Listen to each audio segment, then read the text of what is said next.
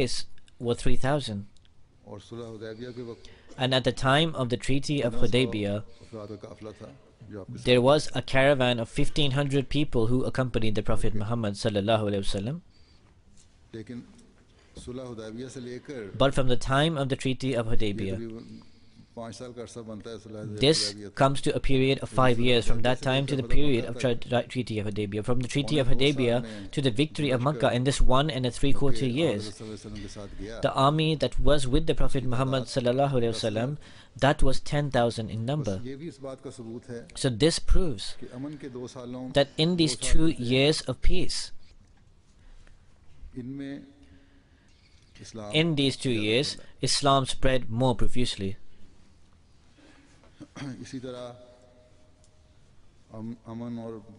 Similarly, with respects to the message of love and peace, there are many incidents, there are many examples of forgiveness that overcame people's hearts.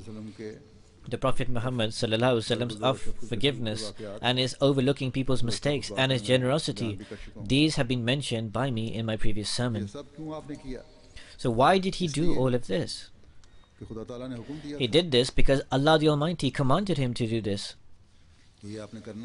That this is what you have to do.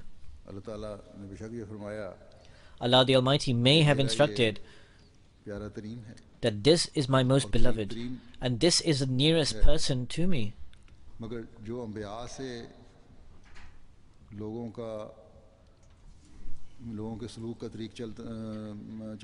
Despite this sequence, this custom of the way people treat their prophets that occurred in the past as well, that will occur with this prophet as well. And Allah said, "O Prophet, this will happen to you also. However, you must display tolerance, patience, love, forgiveness, and steadfastness, and you must continue to propagate the faith." Apart from in such a situation where somebody forces war upon you, unless that occurs, you must always avoid harshness or a forceful attitude. In response to mockery, obscenities, torture, you must display the highest levels of patience and forbearance. The love of Islam and the message of peace in Islam was spread in this manner. How has Allah the Almighty mentioned all of these things in the Holy Quran, and what has He advised us? I will mention that now. In Surah Kaf, Allah the Almighty states, "Fasbir ala ma yakuluna wasabbih bihamdi rabbika qabla tulu'i shamsi wa qabla al-ghurub." That thus be patient in response to whatever they say, and praise your Lord by glorifying Him before the sun sets and before it rises as well. So thus here Allah the Almighty is reassuring him that this mockery, this enmity that is coming from the enemies, that will keep on occurring, but you must bear this with patience. The Holy Quran is filled with such prophecies that Allah the Almighty and His Prophet will ultimately be victorious. Ultimately, only that person is successful who Allah the Almighty is with. So this is why Allah the Almighty says that with the Holy Quran, with this teaching, you must keep on advising and counseling. You must keep warning based on what I said in the Holy Quran. And that person who fears Allah, fearing this warning, fearing this counsel and guidance,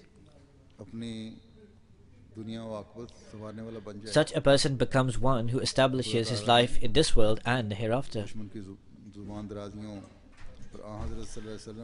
Upon the obscenities and the abuse of the enemies, what attitude did Allah tell the Holy Prophet ﷺ to adopt? Allah the Almighty says, "Fasbir kama sabara ulul azmi minar rusuli wa la tasta'jil lahum ka'annahum yawma yarawna ma yu'adun lam yalbasu illa sa'atan min nahar balagh fahal yuhlaku illa al-qawmul fasiqun." That is, have patience, as had the messengers of strong determination, and be in no haste about them. On the day when they see that which they are threatened, it will appear to them as though they had not tarried save for an hour of a day. This warning has been conveyed, and none but the disobedient people shall be destroyed.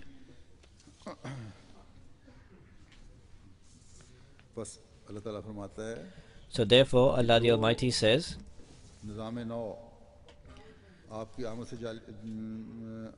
that new order that was meant to come into motion from your coming, that is the will of Almighty Allah. That has already come into motion. But there is a time for the successes to be implemented. So this is why you must be patient and you must take things with forbearance. And O Prophet, peace and blessings of Allah be upon him, you and your followers as well, you must take things with this patience and forbearance. Because this is the way of all the prophets and the followers before. These difficulties, these afflictions, and bearing all of these things, it was patience that led to the success of all of those. And when these successes will come, and when the enemies will come under the wrath, then he will ponder that what have I been doing? And then he will realize at that time that this life of the world that I thought was everything, this just seemed like a few hours. This was nothing more than that. So with reference to coming under the wrath, with reference to the enemies of the prophets, Allah the Almighty has taken this work in His own hands.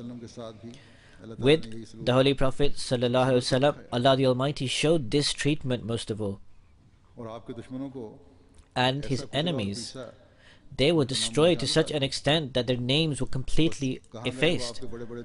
Where are those big opponents of his that were called the chiefs of Makkah? Where is that emperor who sent his soldier to try and capture the Prophet Muhammad sallallahu alaihi wasallam? So when the time of the Prophet Muhammad sallallahu alaihi wasallam is till the end of time, then according to the promises of Allah, there will be signs in every time of enemies coming under the wrath of Allah. The opponents of the Holy Prophet sallallahu alaihi wasallam, how did they mock him and trouble him? What kind of names did they adopt to call him? How did they try to disgrace and defame him? Regarding this, the Holy Quran has told us.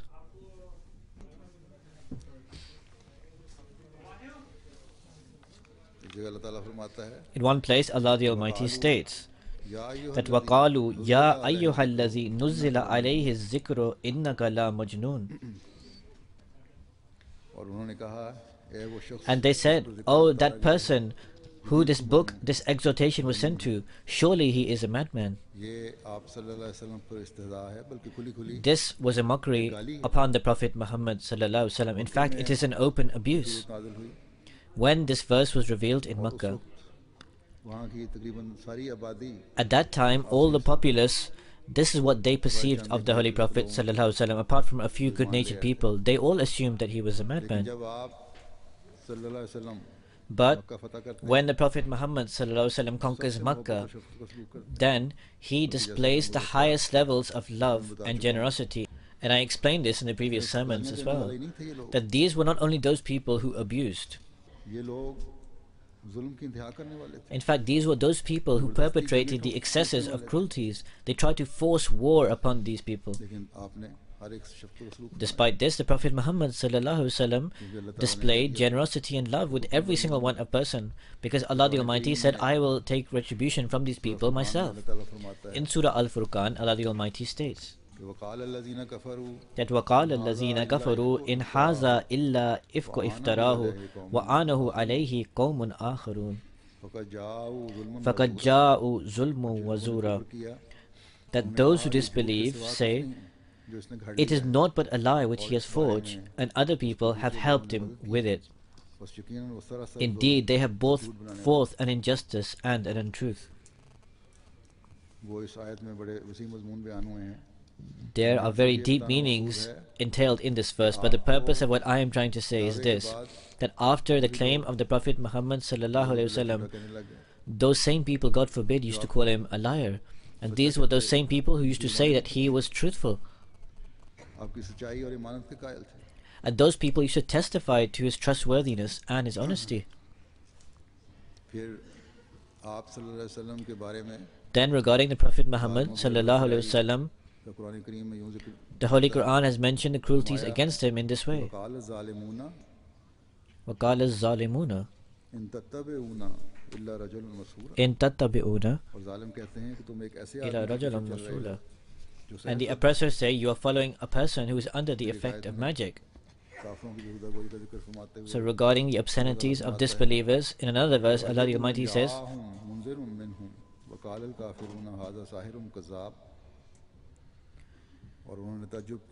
and they were very surprised.